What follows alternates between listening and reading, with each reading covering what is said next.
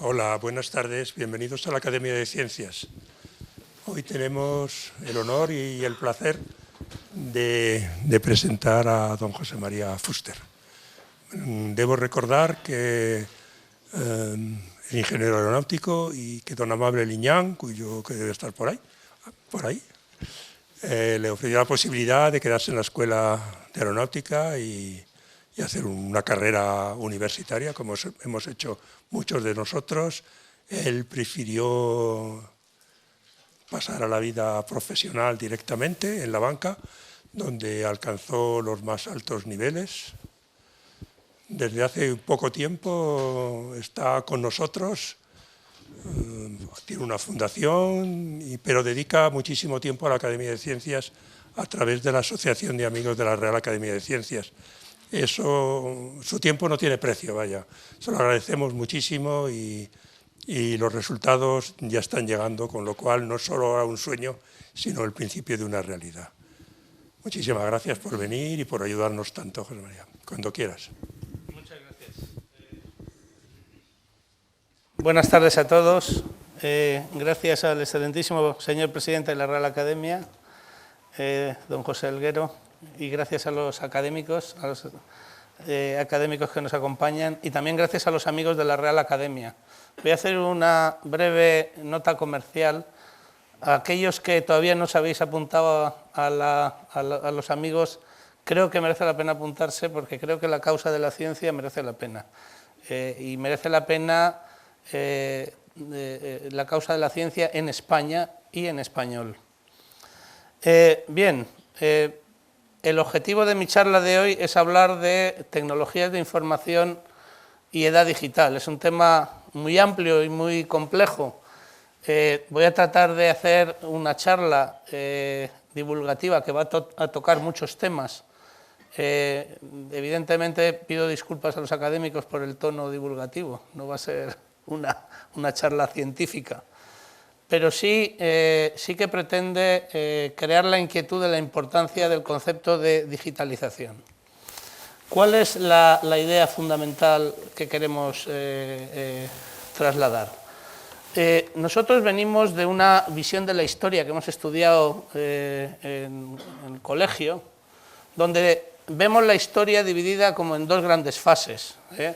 La prehistoria, que es antes de la escritura, donde no se tienen registros, no hay registros de lo que pasaba, registros escritos, y la historia, que es después de la escritura, que se divide en cuatro grandes edades: la edad antigua, la edad media, la edad moderna y la edad contemporánea. Digamos que esa es la visión que tenemos hoy de la historia, y la tesis que yo quiero desarrollar hoy es una tesis que consiste en decir que realmente la historia la deberíamos ver así, es decir, deberíamos llamarla edad contemporánea, deberíamos rebautizarla como edad industrial, deberíamos definir que estamos en una nueva edad que se llama edad digital, y deberíamos identificar el hito de cambio de la edad industrial a la edad digital, y lo significo o lo señalizo en dos eventos, que son la caída del muro de Berlín y la World Wide Web. Digamos que voy a tratar de justificar en la charla esta atrevida afirmación que estoy haciendo aquí. Para eso vamos a tratar de reflexionar sobre el rol de la tecnología en la historia. La tecnología claramente que tiene una ligazón enorme con la ciencia. Hay un binomio ciencia-tecnología que se inicia en la edad moderna. La tecnología juega un papel fundamental en el progreso de la humanidad. Si os fijáis en el análisis de la historia, el anterior y el nuevo, siempre hay un evento histórico significativo, por ejemplo la caída del Imperio Romano, por ejemplo el descubrimiento de América o la Revolución Francesa o la caída del muro de Berlín, pero generalmente siempre hay un evento tecnológico significativo. Por ejemplo, el descubrimiento de América viene acompañado por la imprenta. Esto es un cambio sustantivo en la gestión del conocimiento. La Revolución Francesa coincide en el tiempo con la revolución industrial, que lo significo con la máquina de vapor, como identifico una tecnología concreta, pero son muchas tecnologías. Ahí se ven todas las tecnologías que se producen en la idea industrial, tanto de naturaleza mecánica, química, como electrónica, eléctrica. Ahí se desarrolla la aviación, ¿verdad? Que soy ingeniero aeronáutico. ¿Qué es lo que trato de decir? Sigue la tecnología, y sigue la tecnología incrementando el volumen de aportaciones, pero quiero justificar que algo ha cambiado, que hay algo distinto en la tecnología de ahora de las tecnologías que venimos viendo hasta ahora. Y ese algo distinto está ligado con el concepto de tecnologías de la información. Entonces, como hay bastante confusión, voy a tratar de elaborar un poco en el concepto de tecnologías de información. Las tecnologías de la información realmente, como tal, nacen o se originan, o nos podemos remontar en su origen al Entscheidung Problem de Hilbert en 1928. David Hilbert es un matemático muy conocido que en el Congreso de París en 1900 formuló los 23 problemas que pensaba que la matemática debería resolver, algunos de los cuales todavía no están resueltos, y en 1928 formuló lo que se llama el problema de la decisión, el problema de la decisión. Y el problema de la decisión lo que consiste, resumiendo y de una manera muy sencilla, es preguntarnos si existe un algoritmo, que el algoritmo sea tal, que ponemos a la entrada una proposición lógica y usando un sistema de axiomas y la propia lógica formal, el algoritmo nos tiene que decir si la proposición se puede deducir de ese sistema de axiomas o no, solamente eso. Es decir, ¿podemos deducir esa proposición de ese sistema de axiomas usando la lógica formal? ¿Sí o no? Este es el algoritmo o el concepto subyacente al Entscheidung Problem. Bien, bueno, pues este problema, que se formula en 1928, encuentra dos personas que lo solucionan prácticamente a la vez, en 1936.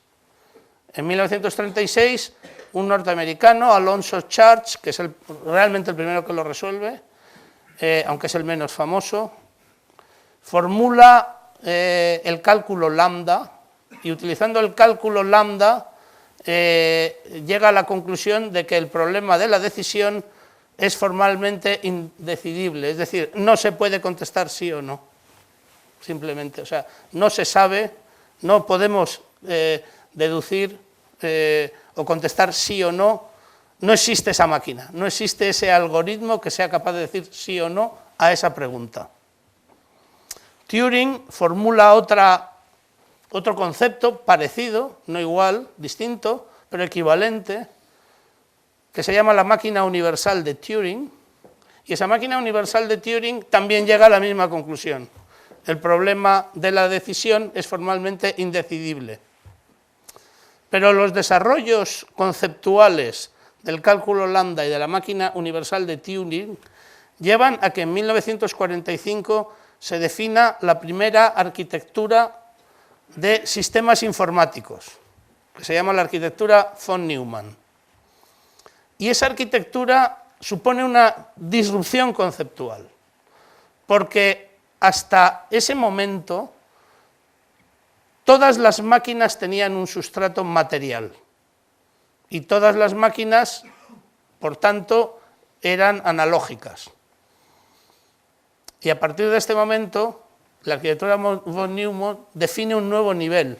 La máquina, aparte del nivel material, que le llamamos hardware, que todos conocéis, tiene también un nivel lógico, que es el conocido como software.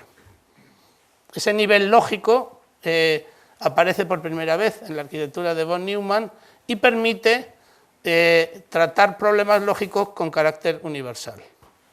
Digamos que, por tanto, aquí lo nuevo, lo realmente nuevo es el software. Y lo realmente nuevo que es el software es la combinación, conceptualmente, es la combinación de un algoritmo que articula un proceso más datos y su iteración.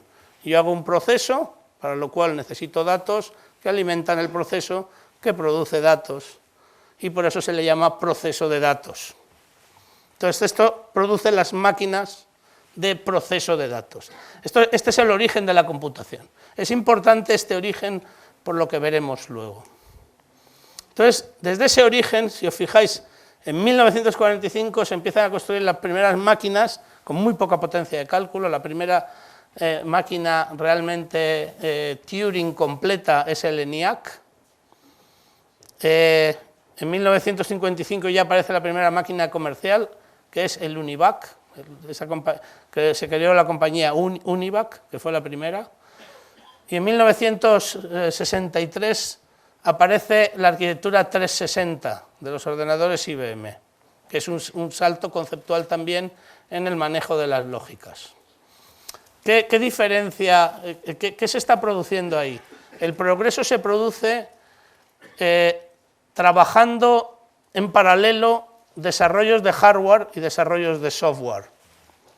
El hardware cada vez es más potente, con más capacidades, y el hardware es material, como toda la tecnología hasta ahora, y sigue siendo material, y el software es lógico, y se va produciendo por niveles de abstracción lógica.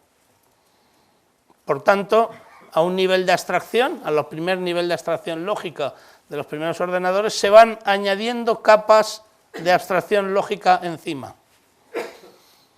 Es interesante ver que el hardware está limitado por la materia, el software está limitado por las leyes de la lógica. Y las leyes de la lógica permiten niveles indefinidos de abstracción.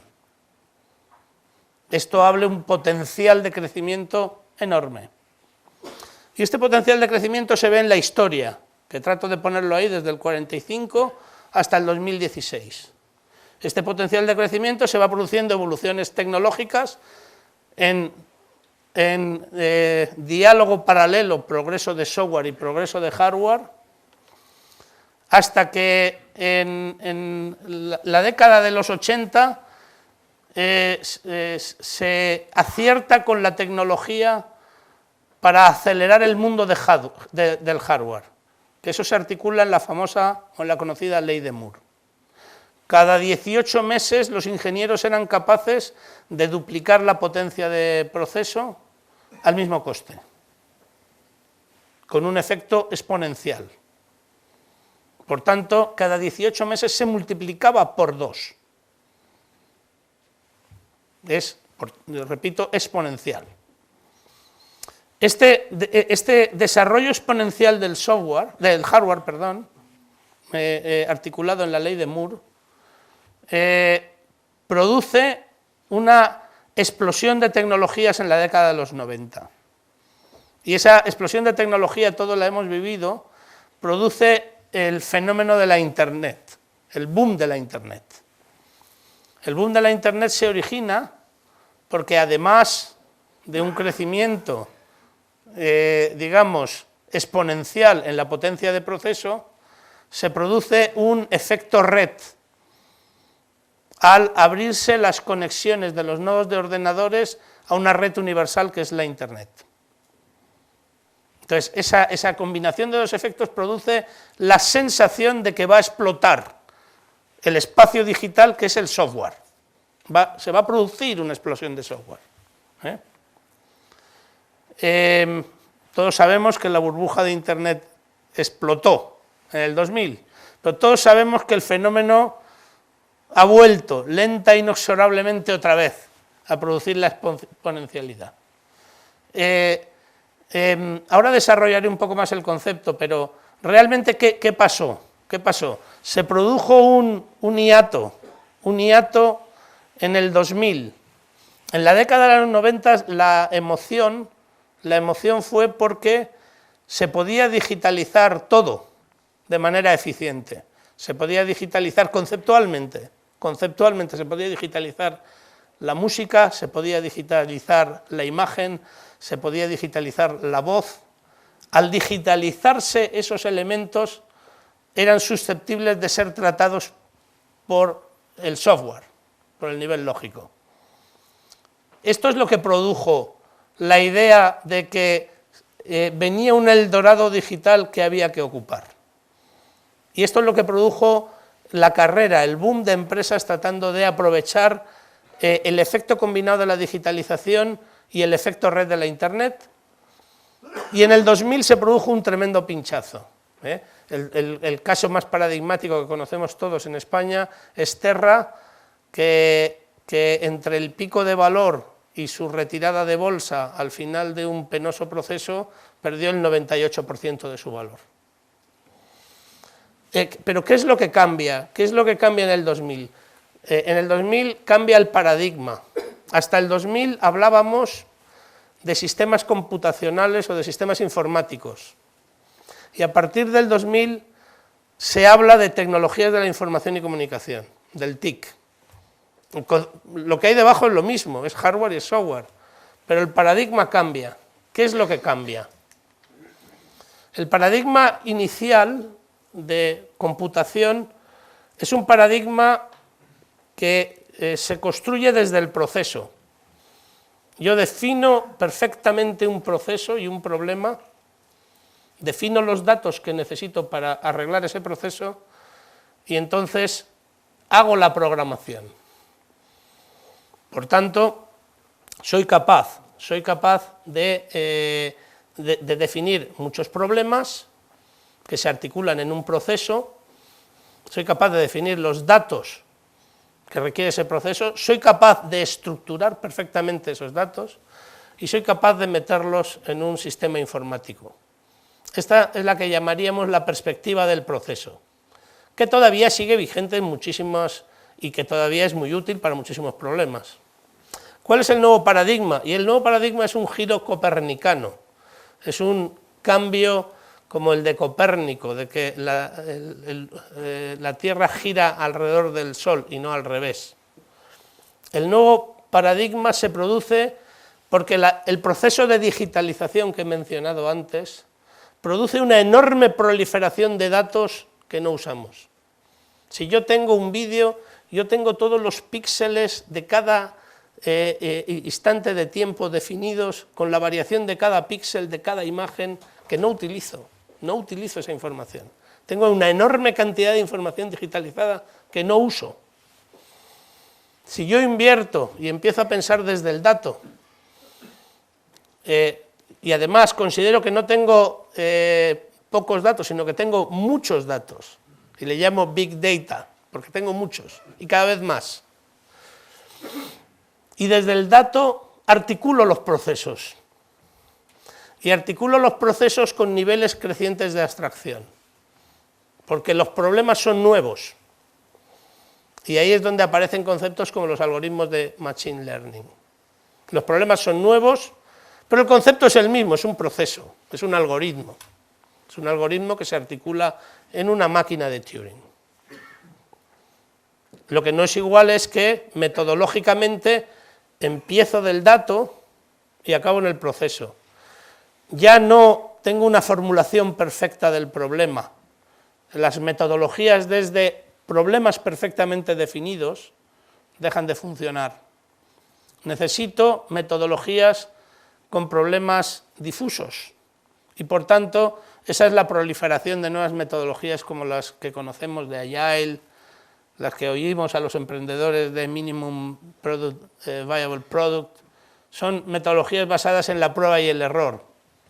Pruebo procesos, cojo feedback de los datos, realimento y entonces progreso de una manera casi empírica, en dialéctica con los resultados. Digamos que este es el cambio de paradigma, el giro copernicano es que se empieza a trabajar la perspectiva desde el dato. Muy bien. Entonces, ¿cuál es nuestra tesis central? Nuestra tesis central que es lo que justifica el que estemos entrando en una edad digital, es que se está creando, realmente se está creando y está tomando forma una dimensión digital que le llamamos la quinta, porque no es ninguna de las físicas que conocemos, ni es el tiempo. Esto se está creando. Voy a tratar de justificar esta osada afirmación. Entonces, volvemos a la burbuja del .com. La burbuja del .com fracasó. ¿Y por qué fracasó la burbuja de .com? ¿Estaba mal visto el fenómeno subyacente? Conceptualmente no, pero estaba adelantado a su tiempo. En la burbuja de .com un conjunto de fracasos fueron porque no se tenía suficiente capacidad de proceso y almacenamiento a costes bajos. Y esto mató a un conjunto de compañías. Este problema se está resolviendo con el paradigma que conocemos hoy como cloud computing. El cloud computing permite el manejo eficiente de ingentes cantidades de proceso y almacenamiento con costes bajos. Digo costes bajos y recuerdo que el coste no es cero. Y el coste no es cero porque toda la dimensión digital, que cambia órdenes de magnitud en los fenómenos económicos, se sustancia en una infraestructura física que tiene coste, y que aunque tiene un coste marginal decreciente, no tiene coste cero y está sujeto a límites. El mismo problema se tuvo el problema con las infraestructuras de comunicaciones. Las infraestructuras de comunicaciones en la época del .com eran insuficientemente potentes, los anchos de banda eran insuficientes y eran caros. Hemos visto durante la primera década del siglo el desarrollo de redes 3G y 4G y el abaratamiento brutal del ancho de banda. Aquí no pongo otras redes como el Wi-Fi, las redes de fibra óptica, etc. Las infraestructuras de comunicaciones han ido cumpliendo la ley de abaratamiento de las tecnologías subyacentes a las tecnologías de la información. Otro fenómeno que mencionaré luego era la falta de software. O sea, no había suficiente software sobre estas infraestructuras. Luego hablaré un poquito. Pero tampoco había suficientes contenidos. No había suficientes contenidos porque, aunque es verdad que todos los estándares de digitalización estaban en los 90, estaban todavía empezando. Todavía no estaba toda la música digitalizada. Todavía no estaba toda la televisión digitalizada en la TDT. Todavía no estaba todos los vídeos digitalizados. Hoy podemos decir que todo esto, todos los contenidos ya están digitalizados y esto ha producido una convergencia de la industria de medios con la industria de comunicaciones. Otro problema que se tenía era el acceso a los contenidos. Acceder a los contenidos era difícil, manejar el ordenador no era trivial, había que hacer un curso. Hemos visto dos desarrollos muy potentes, el desarrollo de los dispositivos de acceso móvil extremadamente sofisticados, como los smartphones, que tienen capacidad de vídeo, sonido, imagen, etcétera, etcétera, etcétera, en el bolsillo. Y hemos visto el desarrollo de plataformas de gestión de la información tan potentes como evidentemente es Google. Entonces el acceso a los contenidos se ha facilitado enormemente. Luego los contenidos no eran atractivos. Ir a la internet estaba bien, era nuevo, se daban cosas, pero no llenaba tu vida. Ahora los contenidos se han hecho atractivos. Las redes sociales que integran los contenidos están superando en audiencia a las televisiones. Las redes sociales están además alterando los modelos de negocio de las televisiones y está produciendo todo el fenómeno de los nuevos modelos de televisión como Netflix, HBO, etc. Digamos que la atractividad de los contenidos se ha incrementado. Y además se está produciendo la creación de un círculo virtuoso desde el dato. desde el dato, que es ese concepto de dato no utilizado, se está empezando a utilizar. Muchos algoritmos de Machine Learning lo que manejan es las imágenes. Hay muchísimas imágenes que contienen una cantidad de información enorme. Por ejemplo, un dato que no sé si conocéis es que el almacenamiento, si tú almacenas con imágenes de alta definición en Google, es gratis, porque lo pagan con el trabajo que hacen sus algoritmos de sacar información de esas imágenes. Si no archivas imágenes de alta definición, a partir de un volumen tienes que pagar. Digamos que los algoritmos de Machine Learning son algoritmos que tratan un conjunto de problemas que no existían, como puede ser el reconocimiento de patrones en estructuras de imágenes cargadas en la Internet.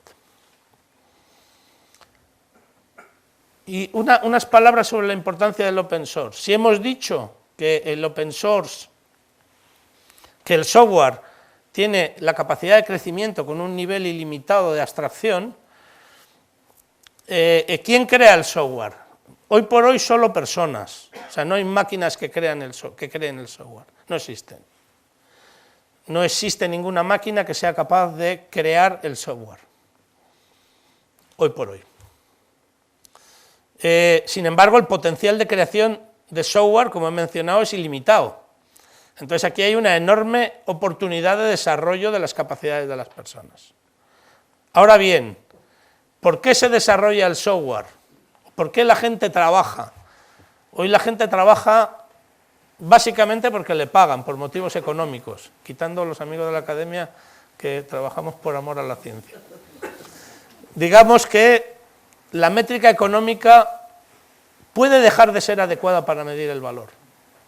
O sea, se puede producir una sociedad donde se pueden hacer enormes cantidades de cosas de enorme valor que requieren otro tipo de métricas, en un mundo donde se produce esa abstracción lógica. Y esto lo estamos empezando a ver en algunos debates sobre los límites del mercado. Los límites del mercado, el mercado parece que es algo que está más bien ligado con la revolución industrial. Y aunque el mercado es un mecanismo económico eficiente, puede no ser completo. Esta idea la dejo ahí como parte de la reflexión de la quinta dimensión digital. Entonces, ¿qué es la quinta dimensión digital? La quinta dimensión digital, por tanto, ¿qué es? Es una dimensión real que existe, es lógica,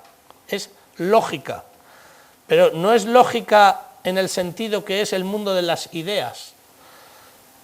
El mundo de las ideas que nosotros accedemos cuando pensamos en un triángulo o en un trapecio o en una fórmula matemática, ese mundo de las ideas es intemporal.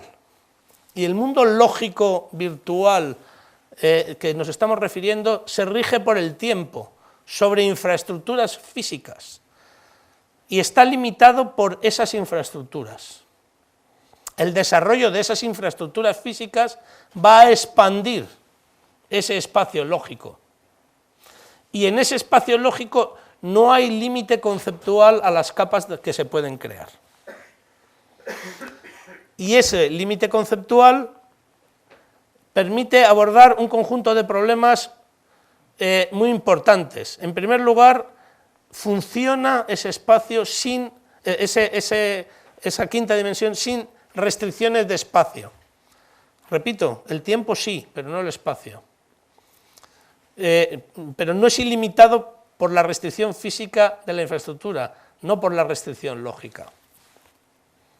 Y reformula un conjunto de procesos históricos, como pueden ser todos los procesos administrativos de gestión, los procesos de comunicación y los procesos de relación, que son procesos muy importantes en nuestras estructuras sociales. Si cogemos una idea de Immanuel Wallerstein, el concepto de sistema-mundo, durante toda la historia la gente ha vivido en un sistema-mundo, que era el mundo que determinaba sus reglas de comportamiento. Y ese sistema-mundo muchas veces venía determinado por un imperio, o venía determinado por una cultura, o venía determinado por distintos factores. Lo que produce la quinta dimensión es la convergencia de los sistemas mundo, que todavía pueden existir, con el mundo considerado en su totalidad como un único sistema. Es decir, no va a caber al final de este proceso más que un único sistema mundo, nos guste o no, le guste al del Brexit, al Trump, a no sé, da igual, no va a caber, no va a ser posible. Esto nos obliga a repensar todas las estrategias. El pensamiento estratégico se basa en la naturaleza humana, y la naturaleza humana no cambia con la quinta dimensión digital, pero sí cambia la naturaleza de las estrategias. Si yo hago una estrategia basada en poner barreras físicas, por ejemplo, yo tengo una estrategia basada en proteger mi clientela con un modelo de distribución basado en tiendas físicas, esa estrategia hay que revisarla a la luz de la quinta dimensión. Ahora bien, esa estrategia no quiere decir eliminar las tiendas físicas y pasarme solo a la quinta dimensión, sigue habiendo 5. Hay que pensarse cómo es el mundo con 5 dimensiones. Por tanto, el pensamiento estratégico no puede ser, me paso del mundo físico al mundo digital y digitalizo, sino el pensamiento estratégico tiene que ser cómo me repienso mi estrategia con 5 dimensiones, y con una que además se está moviendo en el tiempo, que es la digital. Entonces, esta dimensión digital es la que justifica la entrada en la edad digital en la década de los 90. ¿Qué problemas genera esta dimensión digital? Esta dimensión digital genera problemas en varios niveles de naturaleza, como veis, desde la persona a toda la arquitectura de sistemas sociales. Si empezamos por la persona, solo formulo los problemas, nada más. La persona se va a enfrentar con un problema de identidad digital. La identidad digital va a empezar a pesar sistemáticamente en un número creciente de procesos. Eso produce un problema de privacidad y produce un tercer problema, que es de analfabetos digitales. Si la imprenta empezó a exigir que la gente supiera leer y escribir, y hoy en día no se concibe no saber leer y escribir, el mundo futuro habrá que entender el mundo digital. No se puede ser un analfabeto digital. Hoy se puede ser un analfabeto digital porque estamos en un proceso, digamos, transitorio, pero no en el mundo futuro. Las relaciones con las personas cambian porque aparece esa dimensión, y en la relación aparecen nuevas formas de relaciones y nuevos modelos culturales. Se están produciendo fenómenos curiosos, incluso algunos no previstos. Por ejemplo, gente que aceptaba la situación de la sociedad porque pensaba que era el único que pensaba de esa manera, se encuentra con gente en el mundo digital que piensa como él. Y esa gente además se realimenta y se cierra, se generan círculos cerrados de pensamiento. Entonces se están produciendo fenómenos sociales que no existían. Se está resucitando ideas que aparentemente estaban muertas, porque, claro, si tú encuentras a 500 personas en el mundo hablando de tu libro, pues te animas. Si tú estás solo hablando de tu libro, pues te amoldas a la estructura social en la que estás. Por tanto, los modelos culturales y los modelos sociales cambian también. También cambian las formas de organización económica y los modelos de negocio. Estamos viendo que la dimensión digital, al tener un impacto estratégico, está abriendo la posibilidad de nuevos modelos de negocio, difíciles de conceptualizar desde los modelos de negocio actuales, porque incluso aunque puedas conceptualizarlo, tienen un impacto muy negativo a tu situación actual. Y esto está produciendo una creciente valorización de la idea de la innovación y del emprendimiento. Pero también está creando una revisión del concepto de empleo fijo, la flexibilidad, el autónomo, las pequeñas empresas empiezan a ser importantes en estructuras que piden flexibilidad versus el paradigma máquina del modelo industrial. En el modelo industrial se buscaba la eficiencia de la empresa como máquina, se trabajaba la eficiencia de la máquina. En el modelo con una quinta dimensión digital, además de la eficiencia, que no se puede perder, hay que introducir la flexibilidad, una variable fundamental de eficiencia. Aparece en el nivel de los estados-nación, aparece el problema de la soberanía, de la ley aplicable y de las fronteras y la regulación. Esto evidentemente durará años, décadas, pero es evidente que el repliegue en la soberanía de uno, con todas estas fuerzas presionando en sentido contrario, va a producir turbulencias importantes y va a producir una revisión de dónde reside la soberanía, quién es soberano de qué, quién puede formular las leyes, cómo se pueden poner las fronteras, cómo se pueden poner las regulaciones, en un mundo donde se sustancie esa dimensión digital. Entonces aparece el nivel global. El nivel global hay que revisitar completamente las ideas actuales de gobernanza que se basan en el modelo westfaliano y en la idea de no sustantividad. La idea de que en el mundo las cuestiones sustantivas no importan y que todo se arregla con procedimientos y reglas basadas en el modelo que salió de la Paz de Westfalia, se chocan con la necesidad por gran parte de la humanidad de una ética global.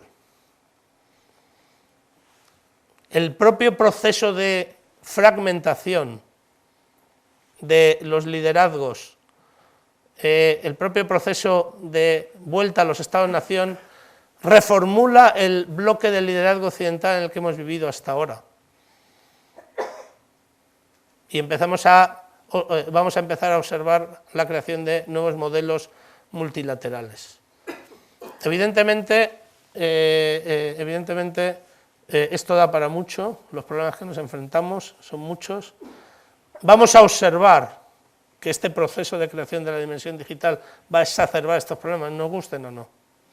Es como el problema de la inmigración, no se puede evitar, vivimos en un mundo global, el inmigrante viene, lo ve, lo está viendo en su casa, viene aquí, no se puede ignorar.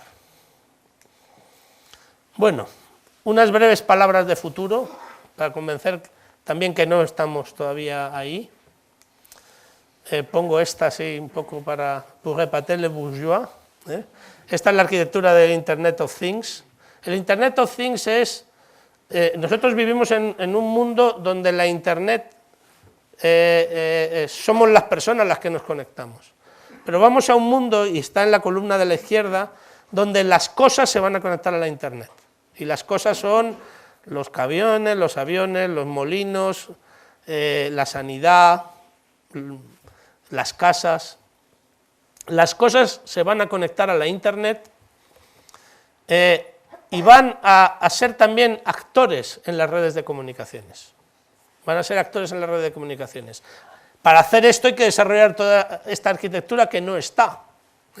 Se requiere una nueva generación de arquitectura de comunicaciones, que es la 5G, que hoy está todavía en estado experimental, se puede visitar, por ejemplo, hay una ciudad en Finlandia, a 400 kilómetros al norte de Helsinki, que toda la ciudad tiene 5G, que se llama Oulu. Y esta arquitectura lo que produce es una expansión del efecto red.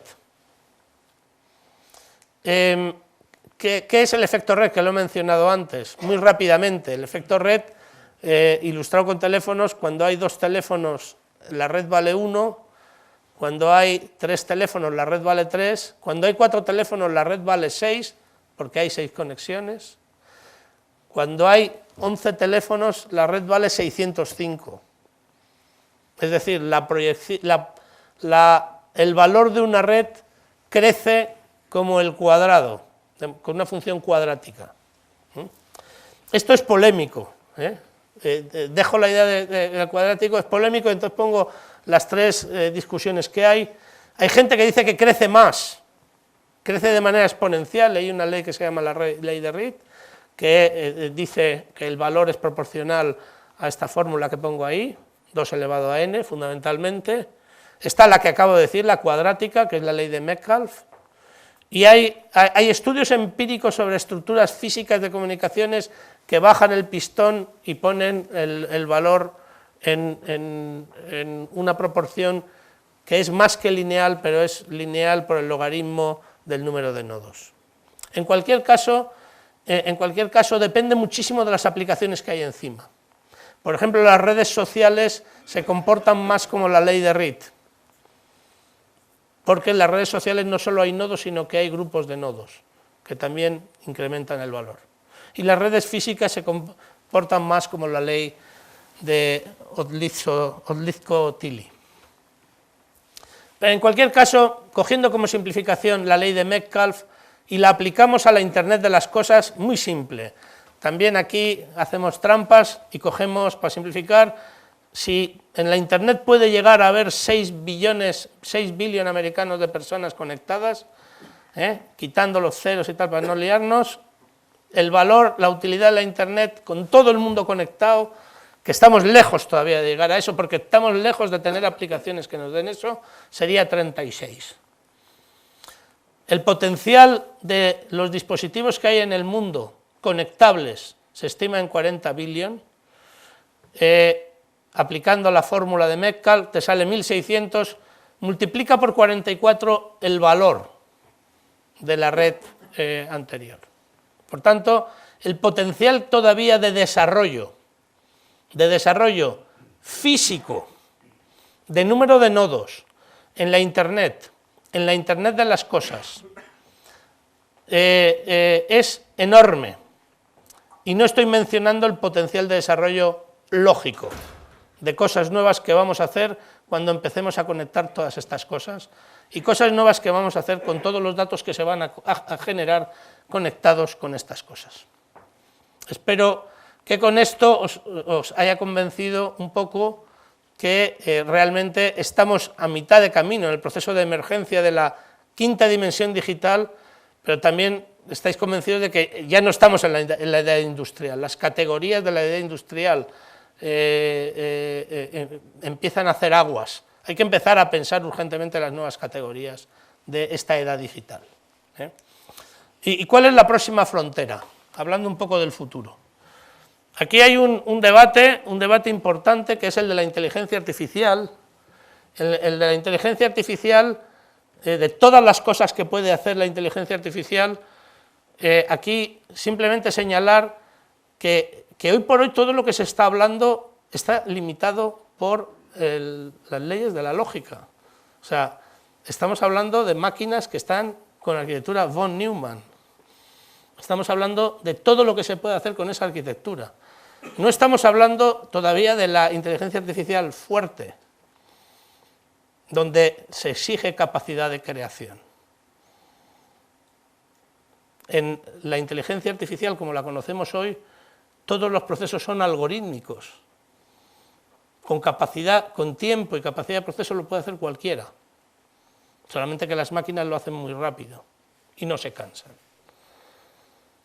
La inteligencia artificial fuerte postula o formula el problema del límite de los modelos computacionales actuales. Los modelos computacionales actuales claramente están limitados. En el mundo se ven modelos computacionales más eficientes que los que tenemos. Por ejemplo, sin ir más lejos, cuando se pregunta a uno cuánta memoria es capaz de almacenar nuestro cerebro, en en 1986, un científico de la IBM, académico de la National Academy de Ciencias de Estados Unidos, Rolf Landauer, determinó en un sesudo análisis con paradigmas de computación clásica que la memoria que era capaz de almacenar nuestro cerebro era proporcional a 10 elevado a 9 bits. Sucesivos estudios han ido moviendo esta cifra y los últimos estudios están hablando, sin verificación experimental, todo en un plano con ciertos niveles de especulación, pero están moviendo la cifra ya al entorno de 10 elevado a 15, es decir, 1 millón de veces más. Es decir, el cerebro no computa igual que computan los ordenadores de nuestras redes digitales. Entonces no entendemos bien los modelos de computación biológicos. Entonces ahí se está abriendo toda un área de investigación que se llama biocomputación y que está acompañada con otra área de investigación muy en pañales que se llama computación cuántica, donde la computación cuántica, el aspecto fundamental es que ya el bit ya no es 0 o 1, sino el bit puede tomar infinitos valores o estados cuánticos. Entonces, eso requiere la reflexión o la formulación de nuevas arquitecturas que no están todavía definidas. Por tanto, el futuro de, digamos, de la dimensión digital, que es muy incierto y muy complejo, a ese se superponen todas estas posibilidades adicionales de investigación no resueltas actualmente. En conclusión, creo que estamos entrando en la edad digital. Creo que en esa edad digital hay que entender y comprender y dedicar tiempo a entender la dimensión digital, que es lógica y física. El número de CPDs en el mundo es relevante, el número de redes en el mundo es relevante, empieza a ser un recurso estratégico como podía ser antes los minerales. Las estructuras físicas son relevantes, pero las lógicas también. La quinta dimensión digital impacta fuertemente a todos los procesos donde aparecen las personas, desde el individuo hasta las estructuras de gobernanza mundial, mezclándolos todos, lo cual nos produce o nos va a provocar tiempos turbulentos. Pero el futuro no está escrito. Se presenta con unas dosis equivalentes de enorme pasión y también enorme incertidumbre y preocupación por la escala global en que nos movemos. Muchas gracias. Al final os dejo las referencias. Os pido a todos que vayáis a la web de los amigos, arac.rac.es, y os hagáis amigos de la Asociación de Amigos de la Real Academia para ayudar a la Real Academia en su importantísima labor. Gracias.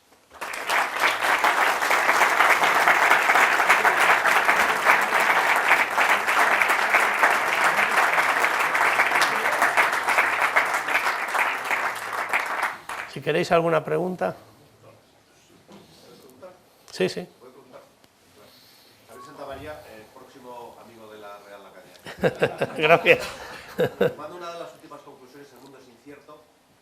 Deduzco por tus palabras que el mundo como sistema es único, nos dirigimos a un mundo único como sistema, pero no está determinado. No. Y podemos tomar distintos caminos. Mi pregunta es, ¿cuáles son esos impulsores de cambio? ¿Qué palancas son sobre las que hay que actuar para ver dónde acabamos? Si acabamos en un mundo de bajo nivel, en un mundo como sistema de bajo nivel tipo 1984, acabamos en un mundo intermedio tipo Star Wars con el Imperio contra la República y que eventualmente se resolverá, pero hay un periodo largo en donde hay dos polos, o acabamos en una Arcadia feliz. ¿Qué elementos son los que tenemos que gestionar? ¿En qué nos tenemos que fijar para conducir al mundo en un sentido o en otro? Yo personalmente creo que el elemento fundamental es darnos cuenta de que ya no vivimos en un marco donde las reglas están dadas que era el modelo del sistema mundo clásico. Vivíamos en un mundo que estaba determinado y nos permitía unos niveles de predictividad en ese mundo. Ese mundo es el que queremos y además es el que amamos. Pero ese mundo puede cambiar. Entonces tenemos que ir más allá, tenemos que profundizar, entender nuestros valores, nuestra ética y tratar de trabajar con otras sociedades para construir un sistema de valores y una ética que nos permita construir un mundo en que quepamos todos. Y este trabajo es fundamental, pero no se ve en muchas agendas. O sea, en estos momentos parece que estamos muy encerrados en el problema anterior, en el paradigma anterior. Entonces, abrir ese debate, introducir la necesidad de valores compartidos por la humanidad, de una ética mínima compartida, y que el sistema normativo que rige las relaciones internacionales tenga algún principio de sustantividad, alguno, que sean esos valores, que evite los conflictos, esto es absolutamente fundamental. Y esto es difícil, porque tenemos que, sería la segunda cuestión, educar a nuestras nuevas generaciones pensando en que ya no estamos en España, o en Francia, o en Inglaterra, o en Estados Unidos, sino que estamos en el mundo. Y hay que pensar con esa dimensión, con ese tamaño, nuestras lógicas. Y eso no estamos preparados para pensar. O sea, rápidamente pensamos, bueno, vale, pero España. Por lo menos yo lo hago así. Llama la atención que desde la ciencia se haga un llamamiento tan fuerte al humanismo, a lo moral. Al hilo de lo que estabais hablando, me surgían dos preguntas. Una es, y también aprovechando en el entorno en el que estamos, ¿hasta qué punto la dimensión digital tiene una misma naturaleza a la naturaleza física? Me explico. O sea, de acuerdo a Kant, claro, el espacio y el tiempo es algo sintético a priori y tiene unas reglas. O sea, por aquí la constante de gravitación universal es la que es, no la podemos cambiar. El límite de velocidad de la luz no la podemos cambiar. Sin embargo, cuando pasamos a una dimensión digital, no existen ese tipo de leyes fijas establecidas. A nivel hardware sí, que son las mismas leyes físicas al fin y al cabo, pero a nivel lógico no hay ese sustrato sobre el que gire todo lo demás. Haría falta tener ese sustrato que sean las leyes inmutables de la dimensión digital. Y luego la otra, perdón, y así ya era, al lo que decís, y también de la nueva frontera, no sé cuál es tu percepción respecto a todas esas inquietudes que hay a día de hoy, respecto a ese futuro digital, la singularidad, el momento en el que esas inteligencias artificiales pasen a tener un tipo de conciencia, vamos a decir, o el transhumanismo. O sea, ¿por qué vamos a tener que seguir en el futuro, y no hablo ya de aspectos éticos o morales, sino tecnológicos?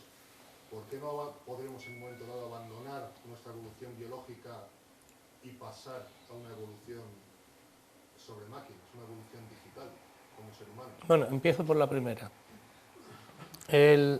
La dimensión digital que estamos creando, los procesos que estamos creando ahí,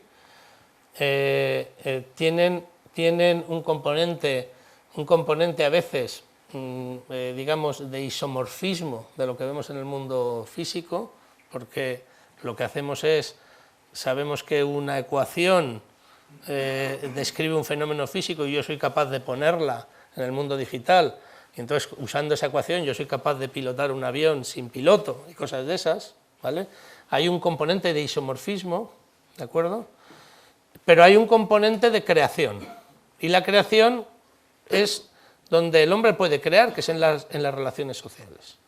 Entonces, en la forma en la que se articulan las relaciones sociales, ahí hay una creación, y la creación está sujeta a unas reglas, esa creación, y las reglas son las de la ética, las del derecho, y si quieres por bajar un nivel, las de la regulación. Entonces, esas reglas son las que determinan lo que va a pasar en ese espacio. Y entonces esas reglas tú las puedes crear, por tanto no tienes límites, tú las puedes cambiar.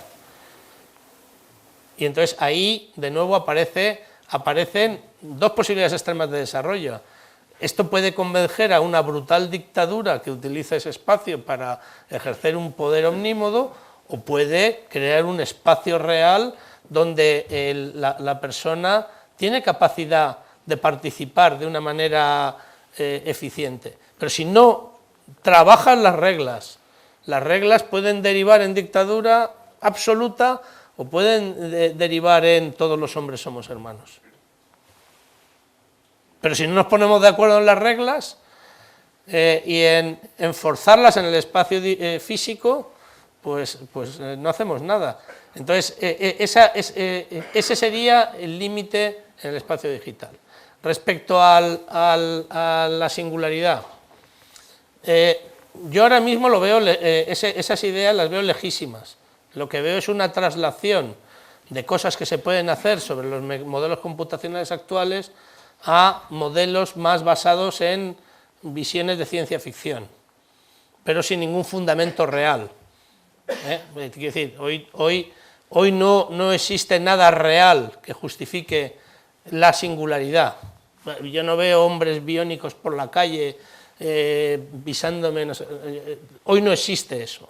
Estamos todavía muy lejos de esas visiones que son más, en mi opinión, de ciencia ficción, y como siempre la ciencia ficción puede acertar total o parcialmente en visiones, pero hombre, yo casi me juego contigo lo que quieras a que en el 40 no se produce la singularidad de Kurzweil, seguro. Eso casi, vamos, me apuesto lo que quieras. El 40, ¿eh?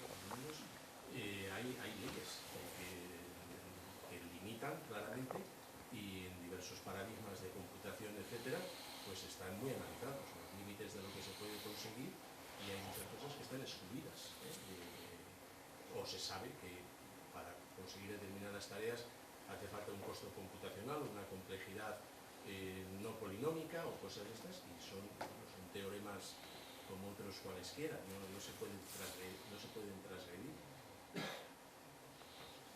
Muchas gracias. Yo quería preguntar una cosa mucho más pedestre que algunas de estas que se están diciendo y más cercana. Algunas cosas que has dicho yo creo que tienen una influencia cercana sobre muchos aspectos de nuestra sociedad, y yo no veo que se estén haciendo grandes cambios en ese sentido. Te pongo un ejemplo, los ejemplos se entienden mejor. La medicina, por ejemplo. ¿Tiene sentido la especialidad de anatomía patológica, por ejemplo, a medio plazo? Al fin y al cabo, una persona especialista en anatomía patológica lo que hace es que le dan unas imágenes y él con sus conocimientos decide si las células son así o así. Con los Big Data no sería muchísimo más útil tener una información de tipo universal que se podría canalizar por todas estas cosas. Otra cosa es que la sociedad, particularmente la sociedad médica en este caso, estuviera dispuesta a analizar los cambios que se derivan de esas modificaciones en la enseñanza. Y quien dice eso dice la radiología y algunas otras cosas. Estoy hablando de la medicina porque me da un sitio lejano de mi vida corriente, pero se me ocurre que hay cosas muy cercanas que cuestan. Totalmente de acuerdo. Hay todo un conjunto de profesiones hoy basados en un principio de especialización del conocimiento, que en la medida en que el conocimiento se trata de una manera más eficiente en esa dimensión digital, esas profesiones no tienen sentido. Pero no quiere decir que no aparezcan otras nuevas, porque, repito, el problema de estamos lejísimos de entenderlo todo y van a aparecer nuevos problemas y nuevas ideas y nuevas posibilidades. Entonces, una persona que sabe de anatomía patológica se puede reciclar para hacer la siguiente capa, que es tratar todavía mucho mejor a los enfermos, aprovechando sus conocimientos de anatomía patológica y otros adicionales que tiene que tener.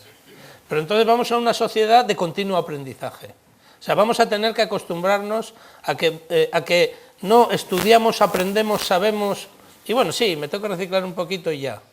Tenemos que estar continuamente reciclándonos y aprendiendo, porque la velocidad de progreso del conocimiento va a ser muy alto. Pero también el valor que vamos a dar va a ser muy alto, vamos a hacer muchas más cosas que hoy no hacemos. Hoy la medicina hace maravillas, ha mejorado la calidad de vida de los españoles, del mundo entero, pero hay potencial para mejorar mucho más. Entonces fijémonos en lo que falta, no tratemos de retener lo que hay. Lo que hay va a cambiar. Afortunadamente el cambio es gradual, como todos los cambios sociales requieren tiempo, y entonces hay tiempo para adaptarse. Yo creo que el error es negarse a cambiar, o tratar de poner barreras, tratar de empezar a decir, pues no, que haya una ley que a los anatómicos patológicos les proteja no sé qué, y entonces influyo en el gobierno no sé cuántos. Todo eso se puede hacer, pero se acabará cayendo, o sea, no es sostenible en el largo plazo ese tipo de movimientos donde en base a reglas lógicas proteges un mundo donde las barreras físicas están cayendo. María, yo empiezo con el marketing, yo ya soy amigo, y estoy encantadísimo, y después la conferencia tuya mucho más. Yo creo que en mi limitación intelectual es que va todo tan rápido como nunca antes en la historia, pero exponencialmente más rápido que nunca antes en la historia, y eso siempre genera vértigo, porque siempre estamos en una posición que el gobierno maneja y de repente es que te cambia de la noche a la mañana muchísimo. Entonces, yo creo que pese a todo, esta quinta dimensión y todo su impacto social y mundial, y me gusta mucho el concepto el mundo es el sistema, y el mundo como sistema, pues yo creo que es gobernable. ¿Dónde pierdo yo la línea de gobernabilidad, de alguna manera humana, de todo esto? Cuando realmente la inteligencia artificial sea inteligente, es decir, cuando sea capaz de crear lógica adicional, autocrear lógica. Ahí ya sí que creo que las posibilidades, vía cuántica, vía lo que sea, ahí sí que las posibilidades se nos pueden ir un poco de las manos, porque hasta entonces, al final, la lógica de todo, sea rápida, sea lenta, es humana. Vamos a ver, déjame que te diga dos cosas. Primero, yo tengo más miedo a personas manejando el sistema, ¿vale? ¿De acuerdo? Y creando posverdades y conceptos nuevos para manejar el sistema. Tengo más miedo a eso, porque da enormes posibilidades de manipulación, que a lo otro que todavía no está establecido conceptualmente. O sea, lo otro es un concepto que hoy no es científico, no existe, o sea, hoy no se sustenta en nada el que venga una máquina a gobernarnos. Yo sospecho que eso de las máquinas a gobernarnos lo está manejando de los otros, de los de las personas, que nos protegen de las máquinas. Cuando haga falta nos protegerán de las máquinas como hoy nos protegen de otras cosas. Entonces, yo creo que el problema de la persona y la libertad es fundamental, y hay que empezarse a tomar en serio ese problema.